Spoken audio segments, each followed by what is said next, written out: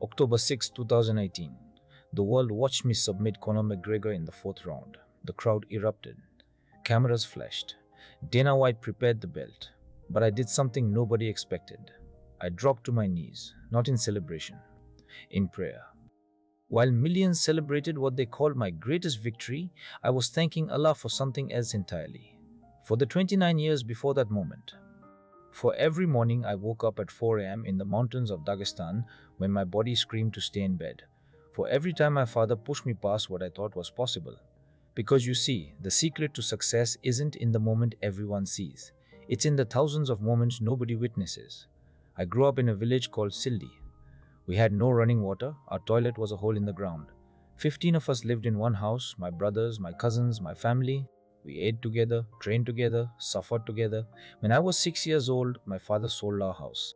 Everything we owned. He moved us to Makhachkala, the capital. Not because he wanted a better life for himself, because he saw something in me that I didn't yet see in myself. He rented one large house for all 15 of us. Every single day, he would wake us before sunrise. And every single day, he would say the same thing. Today, you don't train to beat someone else. You train to beat the person you were yesterday. My father, Khabib Nurmagomedov, was a decorated athlete. A veteran of the Soviet army. He trained in judo, in sambo, in wrestling. But more than technique, he understood something most coaches never grasp. He understood that true strength doesn't come from your muscles. It comes from your character. And character is built in the dark, when nobody is watching, when nobody is cheering. When nobody is cheering. One day, when I was 9 years old, my father brought me to a place in the mountains. There was a bear cub there, a real bear. I looked at my father confused. He looked at me and said, "Wrestle him." I thought he was joking. He wasn't. That bear was stronger than me, faster than me, unpredictable. During the match, the bear tried to bite me. I ran to my father, scared, looking for protection. You know what he said? He said, "If the bear bites you, bite him back."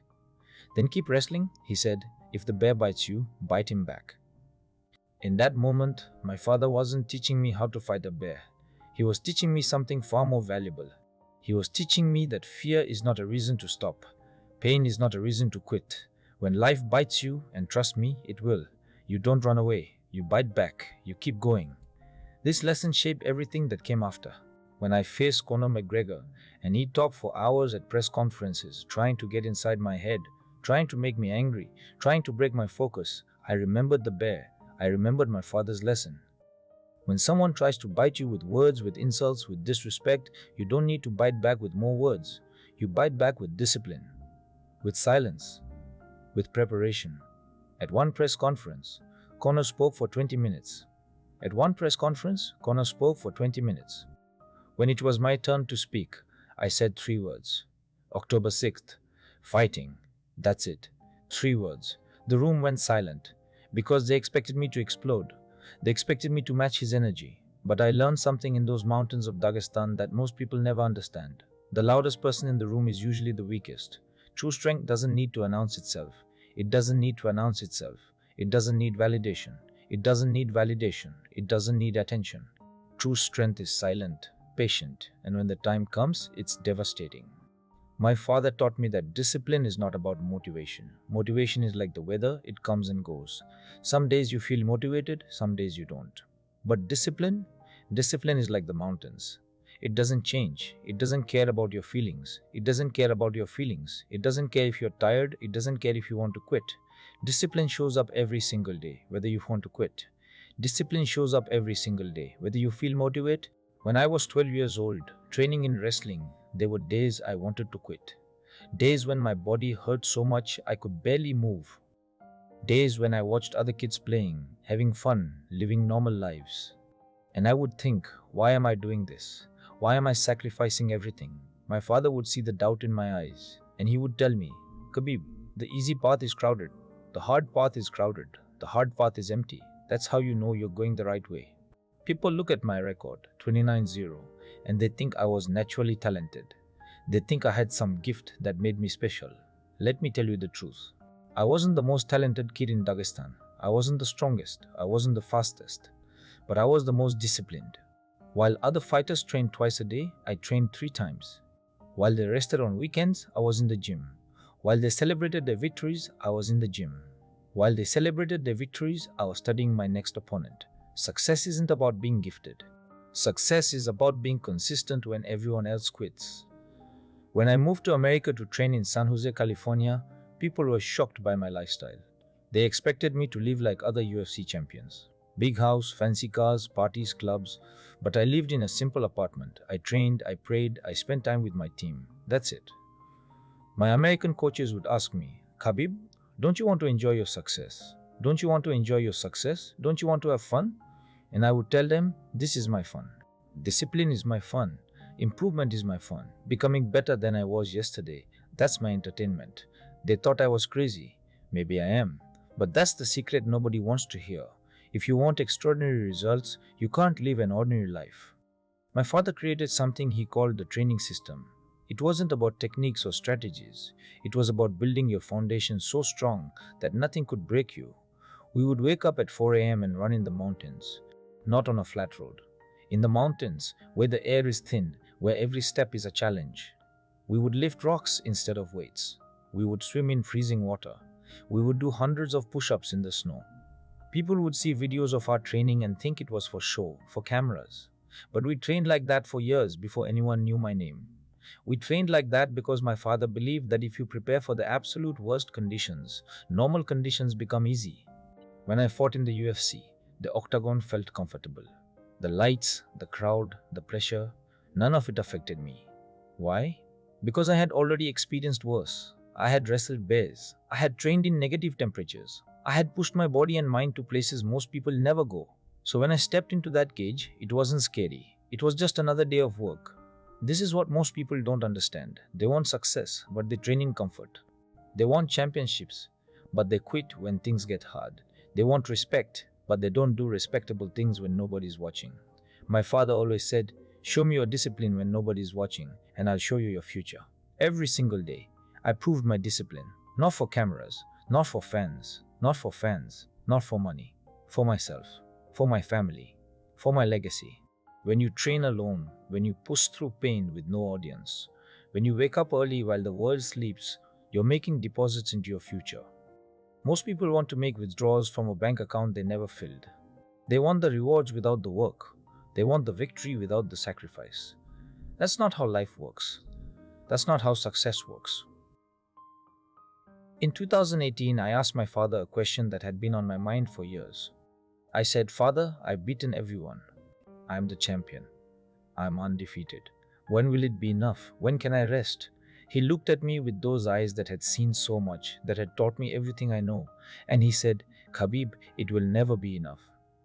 Because you're not competing against other fighters. You're competing against yourself, the version of you that wants to quit, the version of you that wants comfort, the version of you that wants comfort, the version of you that thinks you've done enough, that version of you that thinks you've done enough.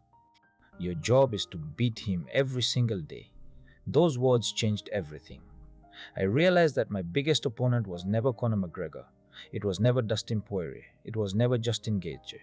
My biggest opponent was the voice in my head telling me I could take a day off, telling me one cheat meal won't hurt, telling me I've already proven myself. That voice is your enemy, and the only way to defeat that enemy is through discipline. Relentless, unwavering, non-negotiable discipline.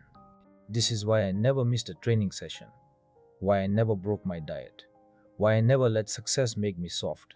Because I knew that the moment I started negotiating with discipline, the moment I started making exceptions, that's the moment I would lose everything I had built. People always ask me about the moment after I beat Conor. Why did I jump out of the cage? Why did I lose control? Let me explain something. That wasn't about Conor. That wasn't about Conor. That wasn't about Conor. That was about disrespect. In Dagestan, we have a saying, respect is the foundation of everything. You can be the best fighter in the world, but without respect, you are nothing. For months, Conor disrespected my father, my family, my religion, my country. He crossed lines that should never be crossed. I stayed silent. I stayed professional. But respect has a limit. When someone continuously disrespects what you hold sacred, silence becomes complicity. That's why I reacted. Not because I'm undisciplined, but because defending your values is part of discipline. But I learned something important that night. Even when you're right, even when your intentions are pure, emotions can cloud judgment. My father always taught me that a true champion controls himself first, then his opponent. That night, I let emotions control me. It was a lesson, a reminder that no matter how disciplined you are, you must always guard your heart. Because the greatest victories mean nothing if you lose yourself in the process. After that night, I promised myself I would never let emotions dictate my actions again. I would respond with discipline, not reaction. In 2020, my father got sick. COVID-19. He fought for months in the hospital. I prayed every day for his recovery. I believed he would survive. He was so strong, so resilient. But on July 3rd, 2020, Allah took him. My father, my coach, my mentor, my best friend, was gone. I can't describe that pain. It felt like my heart was ripped from my chest. Everything I had built, everything I had achieved was because of him. And now he was gone. For weeks, I couldn't think about fighting. I couldn't think about training. I couldn't think about training. I couldn't think about anything except the emptiness. But then I remembered something my father told me when I was young. He said, "Khabib, I won't live forever. One day I will leave this world. When that day comes, you must continue. You must take everything I taught you and teach others. You must carry the legacy forward." At the time, I didn't understand what he meant. I thought he would always be there. But now I understood. His death wasn't the end of his teachings. It was the beginning of my responsibility to honor them. 3 months after my father passed away, I had a fight scheduled against Justin Gaethje. My mother begged me not to fight. She said, "Khabib, you've done enough. You're undefeated. You have nothing left to prove. Please, retire. Be with your family." Part of me wanted to listen. Part of me wanted to quit. But I had made a promise. I told her mother, "This will be my last fight. I promise. After this, I will retire. I will keep my word." That fight was the hardest of my career. Not because Justin was the toughest opponent, but because I was fighting with a broken heart. Every moment in that cage, I felt my father's absence. But I also felt his presence, his lessons, his discipline, his spirit. I won by submission in the second round. And then I did something I had never done. I dropped to my knees in the center of the octagon and I cried. Not tears of joy, tears of grief, tears of gratitude, tears of gratitude, tears of finality. In the post-fight interview, I announced my retirement. I said, "This was my last fight. I can't continue without my father." And I meant it. People tried to convince me to come back. Dana White offered me everything. Money, legacy fights, super fights. But I had given my word to my mother. And in my culture, in my faith, your word is everything. That decision taught me something crucial. Success isn't just about winning. It's about knowing when to walk away. It's about honoring your values even when the world offers you everything to compromise them. Many fighters stay too long. They fight past their prime. They damage their legacy. They break promises to their families. Why? Because they can't let go. Because they're addicted to the attention, to the glory, to the validation. But I learned from my father that true strength is not just in fighting. It's in knowing when the fight is over. Now people look at my retirement and they think I quit at the top. They think I walked away from greatness. But they don't understand. I didn't walk away from greatness. I walked into it. Because now my purpose is different. Now I train the next generation. I teach Islam Makhachev, Umar Nurmagomedov, Usman Nurmagomedov, and many others. I pass down my father's teachings. I build champions not just in the octagon, but in life. This is my father's plan. This is his legacy. And I will honor it until my last breath. When I look at young fighters today, I see a problem. They want shortcuts. They want fame before they earn it. They want respect before they earn it. They want respect before they deserve it. They train when they feel motivated. They quit when things get hard. They celebrate too early and mourn too long. They focus on their image instead of their craft. And then they wonder why they fail. Let me tell you something. There are no shortcuts to greatness. None. Zero. The path to success is simple. It's just not easy. Wake up early. Train hard. Eat clean. Stay disciplined. Be consistent. Show respect. Stay humble. Repeat this every day for years. That's it. That's the secret every day for years. That's it. That's the secret every day for years. That's wow. They want a magic formula. They want a hack. They want success without sacrifice. But life doesn't work that way. The universe doesn't reward wishes. It rewards work. It rewards discipline. It rewards those who are willing to do what others want. My father used to say, everyone wants to be a champion until it's time to do champion things.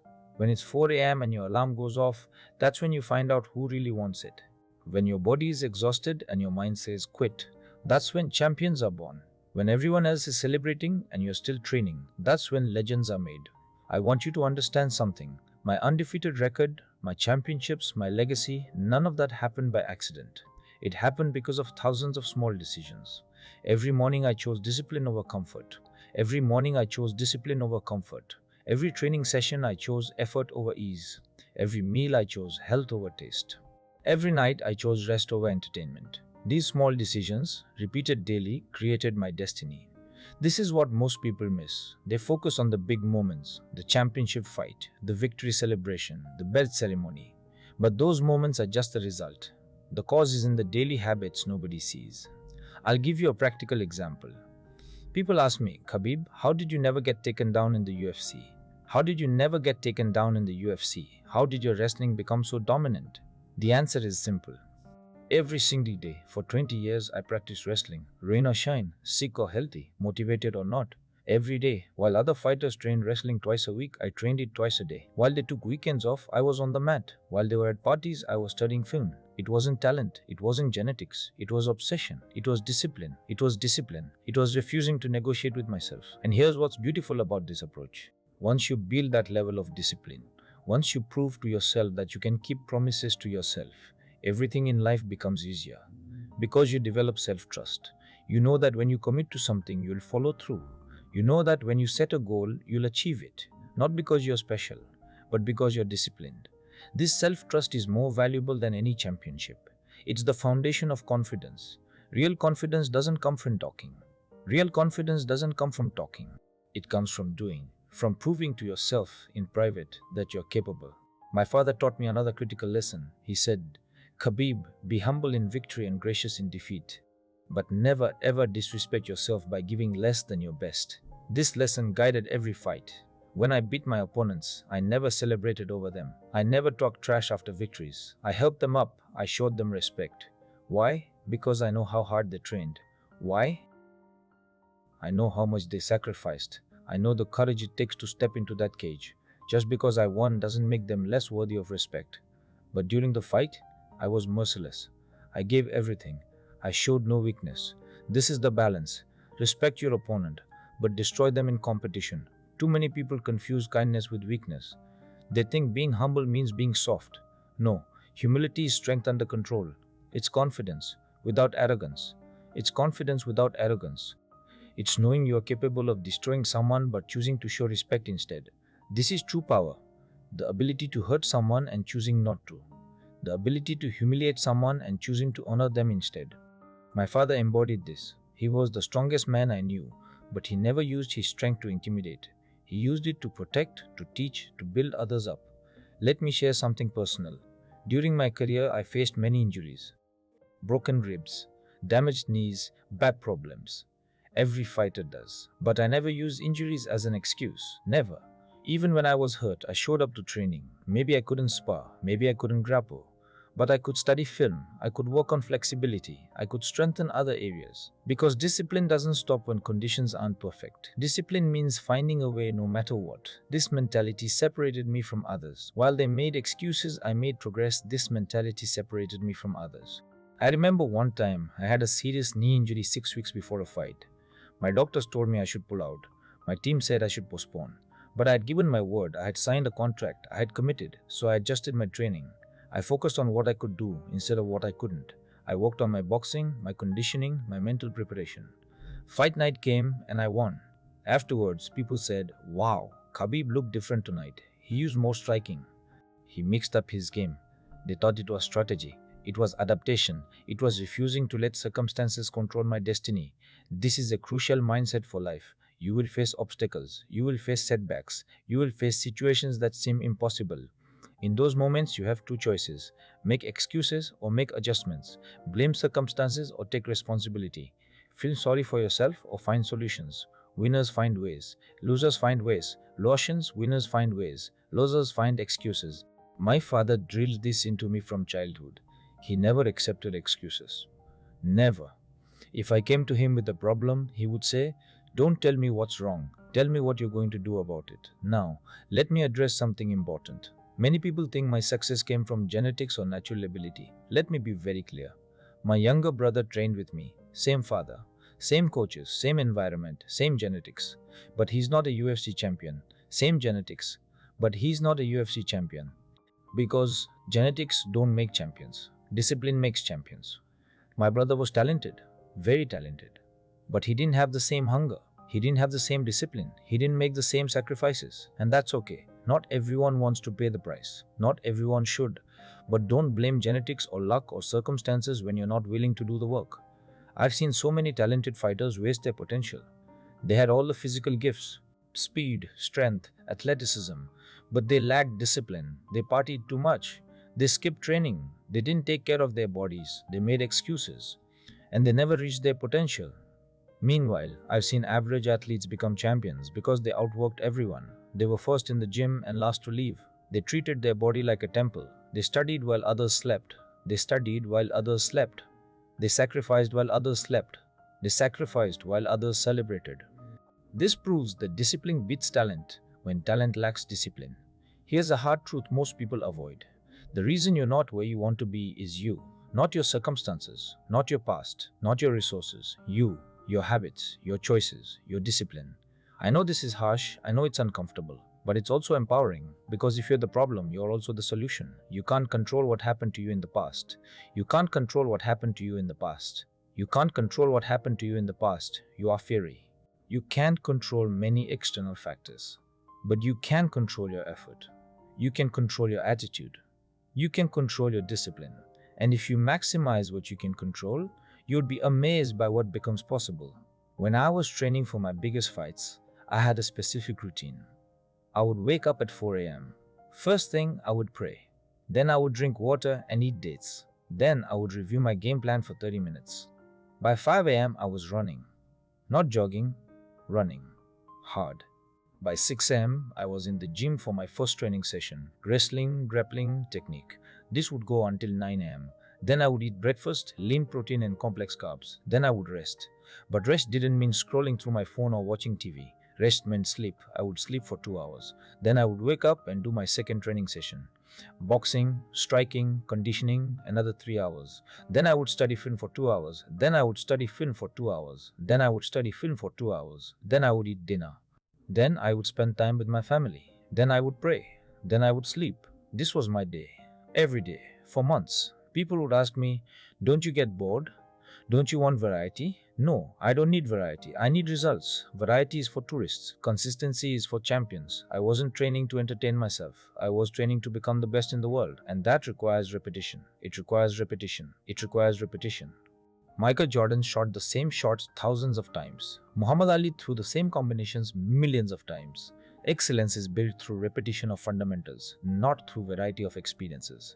My father always said, ordinary things done consistently create extraordinary results. This is the secret most people ignore. They want to do extraordinary things.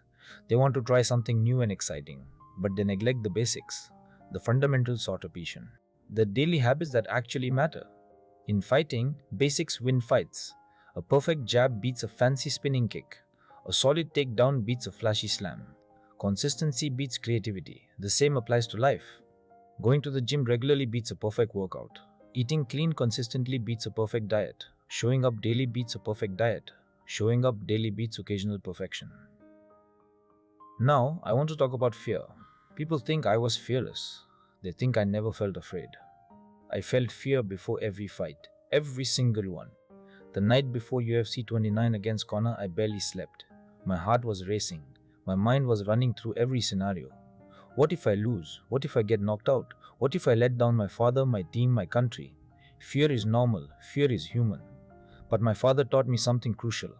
He said, courage is not the absence of fear. Courage is not the absence of fear. Courage is feeling fear and fighting anyway. It's acknowledging the fear, respecting it, and then doing what you need to do despite it. This changed everything for me. I stopped trying to eliminate fear. I accepted it. I used it. Fear makes you sharp. Fear makes you prepare. Fear makes you focus. The fighters who never feel fear are either lying or delusional. And they're also usually not very good. Because fear is a signal. It tells you what matters. It tells you what matters. It tells you what you care about. If you didn't care about the outcome, you wouldn't feel fear. So when I felt fear, I knew I was in the right place. I was doing something meaningful, something that mattered, and that motivated me to prepare even harder. Before every fight, I would sit alone in my hotel room. I would think about everything that could go wrong. I would visualize my opponent beating me, knocking me out, submitting me. I would feel that pain, that embarrassment, that embarrassment, that embarrassment, that embarrassment, that embarrassment, that embarrassment. And then I would think, what do I need to do to make sure that doesn't happen? This negative visualization might sound strange, but it worked. It turned my fear into fuel. It transformed anxiety into action. By the time I stepped into the octagon, I had already lived through the worst case scenario in my mind. So the actual fight felt less scary. Let me give you practical advice you can use today. Let me give you practical advice you can use today. Whatever your goal is, whatever you're trying to achieve, start by visualizing failure. See yourself failing. Feel it. Let it hurt. Then ask yourself, what can I do today to prevent that failure? What actions can I take? What habits can I build? What discipline can I develop? Then do those things every single day. This is how you turn dreams into reality. Not through positive thinking alone, but through negative visualization followed by positive action. Fear the failure enough to work hard. Fear the failure enough to work hard, but don't fear it so much that you quit. My father died before he could see Islam Makhachev become UFC champion, before he could see Usman Nurmagomedov become Bellator champion, before he could see the full realization of his plan. But his teachings live on. In every fighter we train, in every young person who learns discipline through martial arts, in every life transformed by hard work and dedication. This is true legacy.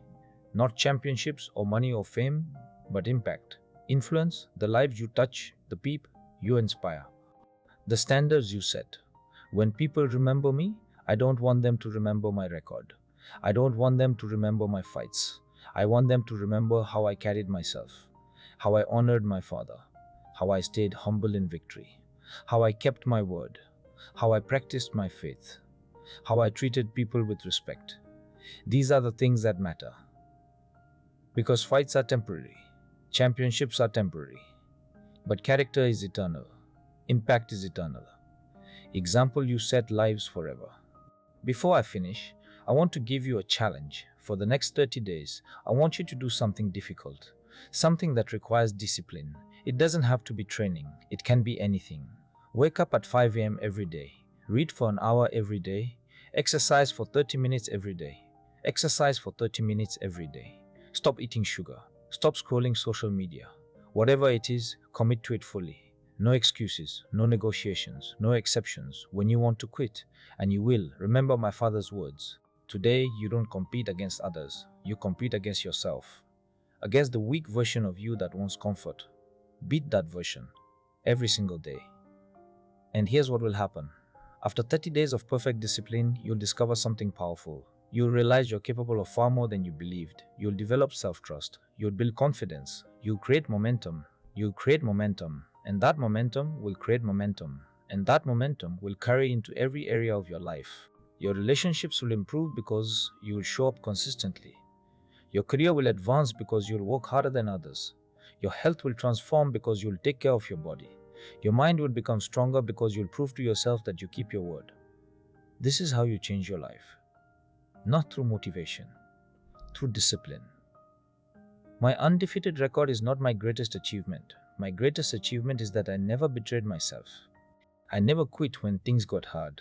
I never compromised my values for success. I never chose comfort over discipline. I never let fame change who I am. I kept my promises to my father, to my family, to myself. That's what I'm most proud of. And that's what I hope you take from my story. You don't need to be a UFC fighter to apply these principles. You don't need to wrestle bears or train in the mountains. You just need to decide that discipline matters more than motivation. That consistency matters more than intensity. That character matters more than championships. Make that decision today, not tomorrow, today. Because every day you delay is a day you'll never get back. Time is the one resource you can't earn more of. Don't waste it waiting for the perfect moment. The perfect moment is now. My father's final lesson to me came not through words but through his death. He taught me that life is short, that nothing is guaranteed, that the people you love won't be here forever. So honor them while they're here. Learn from them. Appreciate them. Don't wait until they're gone to realize their value. And when they do leave, as everyone eventually will, honor their memory by living according to the principles they taught you. This is how we keep our loved ones alive. Through action, not just memory. I miss my father every single day. Every morning when I wake up, for a split second, I forget he's gone. And then reality hits.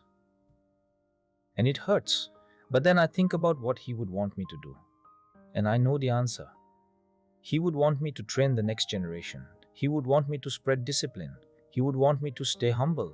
He would want me to keep my word. So that's what I do. Not because it's easy, because it's right, because it honors him, because it honors him, because it's what champions do. You have a choice right now. You can close this video and continue living the same way you've always lived, making the same excuses, having the same habits, getting the same results. Or you can decide that today is the day everything changes. Today is the day you choose discipline over comfort, effort over ease, progress over perfection. The choice is yours. Nobody can make it for you.